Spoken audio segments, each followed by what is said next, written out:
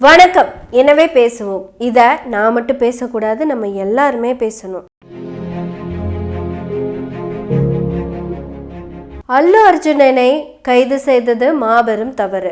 என்ன தப்பு பண்ணாரு, இல்ல என்ன தப்பு பண்ணாருன்னு கேக்குற. ஒரு படம் எடுத்தாரு, நடிச்சாரு, அந்த படமும் ரிலீஸ் ஆச்சு. ரிலீஸ் ஆனா கூட தியேட்டர்ல கூட்டம் வரும். அதிகமான கூட்டம் வந்தா நெரிசல் ஏற்பட்டு சாவாங்க. இது சாதாரண விஷயம், நடந்துட்டே தான் இருக்கு. அவ்வளவுதான். இத போய் ஏன் பெருசா பேசிட்டு அப்படின்னு விட்டுறலாமா? நமக்கு இந்த கூத்தாடி கூத்தாட்டி இவங்க மேல எல்லாம் நமக்கு எந்த வருத்தமும் கிடையாதுங்க. ஆனா இந்த கூத்த பார்க்க போறாங்கல்ல, அவங்க மேலதான் வருத்தம். மக்களை எப்படி தெரியுமா பொதுவா அடையாளப்படுத்துவாங்க? ஒரே ஆள் தான், மாற்றமே இல்ல. டிரான்ஸ்போர்ட்ல போனாங்கன்னா பயணி, குற்றம் பண்ணவங்க குற்றவாளி, லா படிச்சுட்டு போனா வக்கீலு, MBBS படிச்சுட்டு போன டாக்டர், டீச்சர் ட்ரைனிங் முடிச்சவங்க டீச்சரு, இதை எல்லாத்தையும் தாண்டி வயல் வச்சிருந்தா அவங்க பேரு விவசாயி. ஆனா வயல்ல வேலை செய்யறாங்கல்ல, அவங்க பேரு விவசாயி இல்ல, அவங்க பேரு கூலிக்காரங்க. இப்படி ஒரு மனுஷன் எந்த டைமென்ஷன்ல வேணா இருப்பான், எந்த டைமென்ஷன்ல இருந்தாலும் அவன் ஓடிக்கிட்டே தான் இருக்கணும். இப்படி ஓடிட்டே இருக்கிறதுல இந்த ஓட்டம் எங்க நிற்கும்? அப்படி ஒரு இடத்துல நிக்கிறதுக்கு பேரு தான் கலை. இந்த கலையை பொறுத்த வரைக்கும் அது எந்த கலையா இருந்தாலும், ஏன் எந்த எச்ச கலையாவே இருந்தாலும் அங்க போறவனுக்கு பேரு ரசிகன். அவன் கிரிக்கெட் பார்க்க போனா அவன் கிரிக்கெட் ரசிகையா? இந்த டான்ஸ் எல்லாம் பார்க்க போனா அவன் ஒரு சங்கீத கலாபுருஷன் அப்படின்னு சொல்லுவாங்க. இந்த கூத்தாடிங்க நடிக்கிற சினிமாவை பார்க்க போறாங்கன்னு வச்சுக்கோங்களேன், அங்கதான் தல ரசிகன் தனி, தளபதி ரசிகன் தனி. இன்னைக்கு புதுசா அல்லு அர்ஜுன் ரசிகர் தனி. அல்லு அர்ஜுனுக்கு முன்னாடி KGF ராக்கி பாய் ரசிகர்கள் கொஞ்சம் இருந்தாங்க. இந்த ரசிகர்கள்னா என்ன அப்படிங்கறதே இப்ப ரசிகர்கள்னு சொல்லிட்டு நடக்கிற போக்கத்த பயல்களுக்கு தெரியாம போயிடுச்சு. ஆட அறிவு கிட்ட நாய்களா, என்னையும் சேர்த்து தான் நான் சொல்றேன். நீங்க உங்களுக்கு ரசனை இருந்தா மட்டும்தான் ரசிகர்களாவே போகணும். ரசனைனா என்னன்னு தெரியுமா? முதல்ல மனுஷ பயலுகளா, என்னையும் சேர்த்து தான் சொல்றேன். ஆற அமர உட்கார்ந்து மனம் லயித்து அதோட ஒன்றி உங்க கண்கள் மேல் நோக்கி பார்க்க ரசிக்கணும். அந்த ரசனையில ஆனந்த கண்ணீரும் வரும், சோக கண்ணீரும் வரும், கோப கண்ணீரும் வரும். இதெல்லாம் வரணும்னா அந்த கருமத்தை, அதாவது அந்த கூத்த ரசிச்சு தொலைங்கடா எருமைகளா. என்னையும் சேர்த்து தான். எருமைகளான்னு சொன்னது உங்களையும் என்னையும் திட்டி இல்லைங்க. எருமைகளை பார்த்து நம்ம கத்துக்கணும் தான் சொல்ல வரேன். ஏன்னா அது ஓடி போய் புல்ல மேய்ஞ்சிட்டு வந்துடும். வந்து பொறுமையா ஒரு இடத்துல உட்கார்ந்து மெதுவா அசை போட்டு ரசிச்சு ரசிச்சு சாப்பிடும். அதுக்கு பேரு ரசனை. உங்களுக்கு இன்னொரு ரசனையும் சொல்றேன். இந்தியாவிலேயே இதுவரை எந்த இடத்துலயும் அந்த இடத்துல எந்த சப்தமுமே வந்ததில்லை. இந்த சபாக்கள்னு சொல்லுவாங்களே, அங்க பாடுறவரு மூக்குல பாடுறாரா, வாயில பாடுறாரா, காதுல பாடுறாரான்னு கண்டுபிடிக்க முடியாது.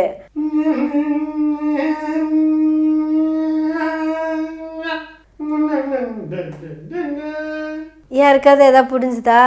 ஆனா உட்காந்து கேட்டுட்டு இருக்கிறவங்க தொட தட்டுற சவுண்டு கூட கேட்காத அளவுக்கு தட்டி தட்டி ரசிப்பாங்க. அவங்களுக்கு நல்லாவே தெரியும் இதை சும்மா என்டர்டெயின்மெண்ட்டுக்கு பார்க்க வந்திருக்கேன், இதனால எனக்கு 10 பைசாக்கு பிரயோஜனம் இல்லைன்னு. உடம்புல சேர்ந்த கொழுப்பு கூட கிடையாது, சும்மா அப்படி பொழுது போகணும்ல. நம்ம ஆளுங்க பக்தனா போனாலும் ஒரே மாதிரிதான் போறாங்க, ரசிகனா போனாலும் ஒரே மாதிரிதான் போறாங்க. என்னங்க பிரச்சனை? ஏங்க நீங்க சொல்ற அந்த சாமியும் கூத்தாடியும் உங்களை விட்டு எங்கேயும் போகாது. நீங்க இல்லைன்னா அதுங்கெல்லாம் செத்து போயிருங்க. அதுங்க யாரும் இல்லைன்னா நீங்க 1000 வருஷத்துக்கு மேல வாழலாம். ஆனா நீங்க இல்லைன்னா அதுங்கனால 5 நிமிஷம் கூட வாழ முடியாது. சாமிக்கு நட திறக்கிறப்ப பக்தர்கள் இல்லைனாலும், கூத்தாடி வர தியேட்டர்ல கூட்டம் இல்லைனாலும் 2 பேர்த்துக்குமே இங்க வேல்யூ இல்ல. ஆக மொத்தத்துல நம்மளை அமைதிப்படுத்துறதுக்காக வந்ததுன்னு சொல்லப்படுற மதங்களும் கலைகளும் அதுக்கு நம்மள அடிமையாக்குனது மட்டும் இல்லாம, அதை தூக்கி கொண்டாட வச்சது மட்டும் இல்லாம, கொலை பண்ற அளவுக்கு கொண்டு போய் நிப்பாட்டி இருக்கு. ஒரு குழந்தையும் அம்மாவும் ஐயோ நெருக்காதீங்க கஷ்டமா இருக்குன்னு சொல்றத கூட பக்கத்துல இருக்கிறவனுக்கு காது கேட்கலன்னா அதுக்கு பேரு கொலை தானே. கலைன்னு சொல்லிட்டு இத்தனை கொலையா பண்ணிட்டு ஜாலியா உட்கார்ந்துட்டு இருக்கோம். உடனே எல்லா வெண்ணைங்களும் கிளம்பி வந்துருவாங்க. ஏன் இது அரசியல் மாநாட்டுல நடக்கலையா, இல்ல ட்ரெயின் கூட்டத்துல நடக்கலையா, பஸ் கூட்டத்துல நடக்கலையா அப்படின்னு கேட்டுட்டு, அவ்வளவு ஏன் கோவில்ல போற கூட்டத்துல கூட நடக்கலையா அப்படின்னு வரையும் கேட்டாச்சு. அந்த கடைசியா கேட்டது இந்த படம் எல்லாம் ஒண்ணுதான், அதுல எந்த மாற்ற கருத்தும் கிடையாது. இந்த 2 நாளையுமே நம்ம யார் வாழ்க்கையிலும் எந்த மாற்றமும் நிகழ போறது இல்ல. நேத்து கூட பேசிட்டு தான் இருக்காங்க, பாட்டோ 3000 கோடிக்கு மேல போயிருச்சுன்னு. அது இன்னும் எவ்வளவு வேணா போய் பிளாக் பஸ்டராகவே ஆகட்டும். கலெக்ஷன் செய்யப்பட்ட மொத்த தொகை கோடிகளில் பிளஸ் ஒரு உயிர் கோடி துணி போட்டு. நாங்கெல்லாம் ரசிகர்கள் தானே, போடுங்க, நாங்க ஏத்துக்குவோமே. அட வெறியர்களா? ரசிகர்னா யாரு, ரசனைனா என்னன்னு தெரியாம அதுக்கான பொருளையே மாத்தி விட்ட வெறியர்களா? நல்ல மழை, ஜன்னலோரமா உட்காந்து ஒரு காத்தடிக்கும், கூட ஒரு கப் டீ. அந்த டீயை மொத்தமாக மடமடன்னு குடிச்சிட முடியுமா? முடியாது.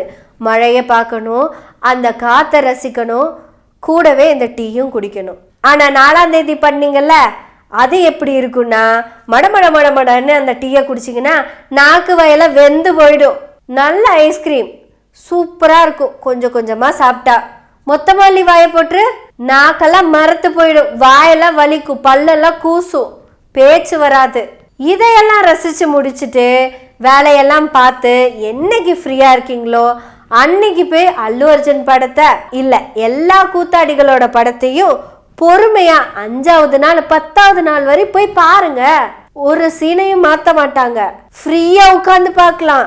உனக்கு பிடிச்ச நடிகன் தானே, அவரோட ஸ்டைலு, ஆக்டிங்கு, டான்ஸு எல்லாத்தையும் நிமிஷத்துக்கு நிமிஷம் ரசிச்சு பார்க்கலாமே.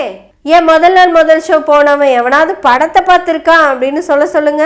டிக்கெட் விலை என்னமோ 200 தான் இருக்கும், ஆனால் ப்ரீமியமும் 2000 ரூபா கிட்ட வரும். 8000 ரூபா பணத்தையும் கொடுத்து தாம் பணமாகறதுக்காக போன அந்த ரசிகைய சொல்றதா இல்ல அந்த வெறிய சொல்றதா? சரி, இதுல அல்லு அர்ஜுன் மேல என்ன தப்பு அப்படின்னு தானே கேக்குறீங்க. எனக்கும் தெரியலங்க என்ன தப்பு சொல்றதுன்னு. ஆனா அஜித்னு ஒருத்தர் இருக்காருங்க, தன்னோட ரசிகர் மன்றத்தை எல்லாம் கலைச்சிட்டாரு. எல்லாரும் அவங்கவுங்க போய் பொழப்ப பாருங்க, வாழ்க்கையை பாருங்க, ஃப்ரீயா இருக்கும் போது என்டர்டைன்மெண்ட் தேவைப்படும் போது என் படத்தை பாருங்கன்னு சொல்லிட்டாரு. என்ன தலைன்னு கூப்பிடாதீங்கன்னு சொல்லிட்டாரு. அஜித்தின் ஸ்டைலா இருந்த பேரை அஜித் குமார்னு பெருசா மாத்திட்டாரு. எந்த படத்தோட ப்ரொமோஷனுக்கு ஆடியோ லான்ச்சுக்கு கூட எட்டி பார்க்க மாட்டாரு.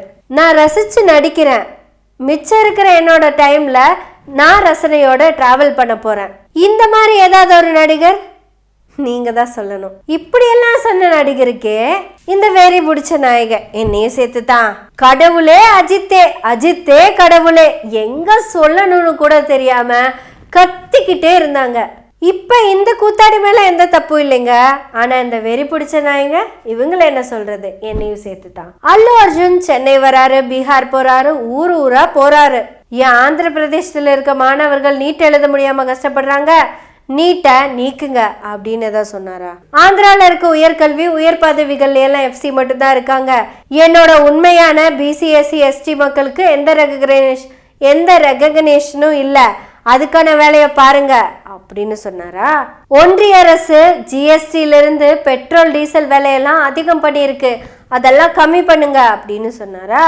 புஷ்பா 2ன்னு ஒரு படம் வந்திருக்கு, எல்லாரும் ஃபர்ஸ்ட் ஷோ வந்து கூட்ட நெரிசல்ல சாகுங்க. இப்படியெல்லாம் நடந்தாலும் நிறைய பணத்தை கொடுங்க. அது 5000 கோடிக்கு மேல போச்சுன்னா எனக்கு 500 கோடி சம்பளம் கிடைக்கும் அடுத்த படத்துக்கு. நீங்கெல்லாம் இதுக்குத்தான் லாய்க்கு அப்படின்னு சொல்லாம சொல்றாங்க. ஆனா அதை ரசிச்சுட்டு தியேட்டருக்கு போய் செத்துட்டு வரோம். இந்த ஜெப்டோன்னு ஒரு கம்பெனிக்காரன் பட்டு கேவலமான ஒரு ஆடு கொடுத்துருக்கான். சினிமா ரிலீஸ் ஆகிறதுக்கு 10 நிமிஷத்துக்கு முன்னாடி தலைவன் கட் அவுட்ல ஊத்துறதுக்கு பால் இருக்காதாமா. பால் எங்கடான்னு கேட்பாங்க. உடனே வயலட் கலர் சொக்காவை போட்டு பாலை கொண்டு வந்து டெலிவரி பண்ணிட்டு கட் அவுட் மேல பாலை ஊத்துறா, பாலை நாசம் பண்ணுடா, 10 நிமிஷத்துல நான் டெலிவரி பண்ணுவேன்ல, நீ என்ன கேட்டாலும் 10 நிமிஷத்துல நான் கொண்டு வந்து கொடுப்பேன். ஃப்ரீயாவா கொடுக்குறான்? இல்ல, அதுக்கும் அந்த வெறியந்தான் காசு செலவு பண்றான். அதே வெறிய மேலே ஏறி கட் அவுட்ல பாலை ஊத்தி இவன் வாயிலேயே ஊத்தி அவன் சாகுறான். எனது அருமை 90s and 2K கிட்ஸுகளே, உங்ககிட்ட எனக்கு பெரிய ஒரு வேண்டுகோள் வைக்கணும். 3 வருஷத்துக்கு முன்னாடி நானும் இப்படித்தான், பெரிய யோகியமெல்லாம் கிடையாது, இந்த பொண்ணுங்களே இப்படித்தான் புரிஞ்சு போச்சுடான்னு சிவகார்த்திகேயன் பாடினப்போ ஐயோ சிவான்னு கத்தினால்தான் நானும் கிளப்ல மப்புல திரியிற பொண்ணுங்க அந்த பாட்டெல்லாம் எழுதி வச்சு மனப்பாடம் பண்ணால நான் இப்ப சிலருக்கு ரசிகரா இருக்கேன், அவங்கள நான் ரசிக்கிறேன், நீங்களும் ரசிகர்கள் ஆகுங்கன்னு எல்லாம் சொல்ல வரல. 1 2 3ன்னு வரிசைப்படுத்தலாம். ஆனா இங்க 1வது இடத்துல 2 பேர் இருக்காங்க. ஒருத்தர் தொடர் மதிவதினி, கருத்துக்கள், பேச்சு, ஆளுமை, மக்களுக்கு புரியும்படி சொல்லுதல், நிதானம், கூர்மை. மதிவதனிக்கு பெரிய ஒரு ஃபேன் தாங்க. படபடன்னு பேசுவாங்க, என்ன பேசுறாங்கன்னு தெரியாது, ஓட்டிக்கிட்டே இருப்பாங்க, நிக்க மாட்டாங்க. எங்க போனாலும் ஒரு ஃபிளக் கார்ட்ஸ கையில இருந்துகிட்டே இருக்கும். இவங்க வீட்டுல இருந்ததை விட ரோட்ல இருந்தது தான் ஜாஸ்தி. இவங்க வீட்டுல நடந்ததை விட ரோட்ல நடந்தது தான் ஜாஸ்தி. யாருக்காக? எல்லாம் யாருக்காக? எல்லாம் மக்களுக்காக. இந்நேரம் நீங்க நான் யார சொல்றேன்னு கண்டுபிடிச்சிருப்பீங்க அப்படின்னு நம்புற அளவுக்கு நான் முட்டாள் இல்லை. ஏன்னா நானே சமீபத்துல தான் ரசிக்க ஆரம்பிச்சேன். நானும் முட்டாள் தானே. none other than நம்ம கிரேட் நந்தினி. போய் பாருங்க, கொஞ்சம் கவனிங்க, அவங்க என்ன பேசிட்டு இருக்காங்க, என்ன பண்ணிட்டு இருக்காங்க, யாருக்காக பண்ணிட்டு இருக்காங்கங்கிறத.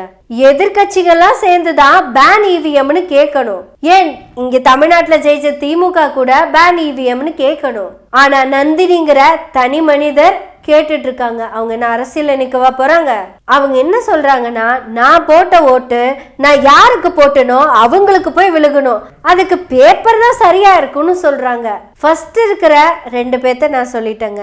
இனி அடுத்தடுத்தது யாரையெல்லாம் நீங்க ரசிச்சீங்க அப்படிங்கறத நீங்க கமெண்ட்ல சொல்லுங்க. யூடியூபர்ஸ், பேச்சாளர்கள்னு நிறைய பேர் இருக்காங்க. நம்ம யாரை வேணாலும் சொல்லலாம். யாருங்கிறத நீங்க சொல்லுங்க. இப்படி சொல்றதோட நிப்பாட்டாதீங்க, பேசுங்க, பேசுவோம். எனவே பேசுவோம் நாள்தோறும். உங்களுடைய ஆதரவுகளை நன்றிகளோடு எதிர்பார்த்து கொண்டிருக்கிறோம். நன்றி, வணக்கம்.